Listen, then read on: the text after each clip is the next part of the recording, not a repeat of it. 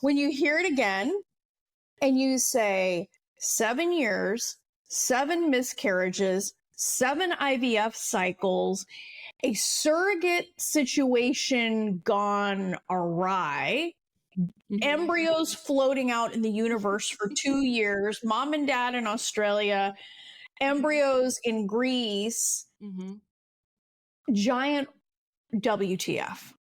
Yeah. Right? Like, I mean, you would be so justified in giving up, right? Most people would hear that and run for the hills, right? Most people don't like have that. With all of my miscarriage history, when I fall pregnant or I think I'm pregnant, I don't even bother testing because I don't want to get my hopes up.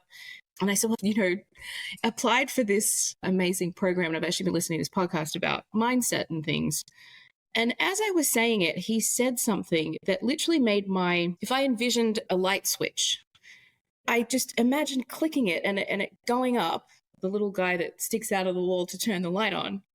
And it was such a physical response in my brain. I could see this light switch and I turned it on. And all of a sudden, I just went, I can totally do this. And then I went to my room and I don't journal. And I wrote in the book and the one page says, I'm pregnant. And I am pregnant. This time, I know I'm pregnant. And sure enough, that one time got me pregnant. Well, and I remember you saying this.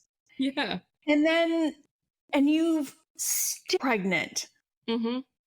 For the first time in 7 years. Yeah. Wow. Yeah.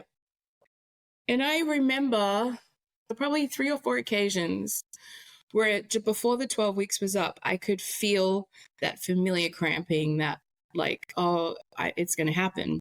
And I would take a hot water bottle and I'd climb into bed and I'd start talking to the baby. And I'd be like, hey, we want you here. Like, you've got to stay. Like, you don't have an option.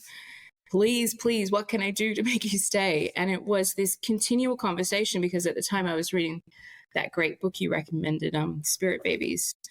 And I'd never thought about them as little creatures you sort of signed a contract with in order to be created, essentially. And I started doing that. And I really honestly believe 100% in my heart of hearts that that's what kept the baby there.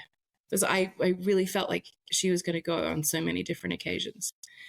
And as soon as I started talking to her, the pain would subside. Go crazy.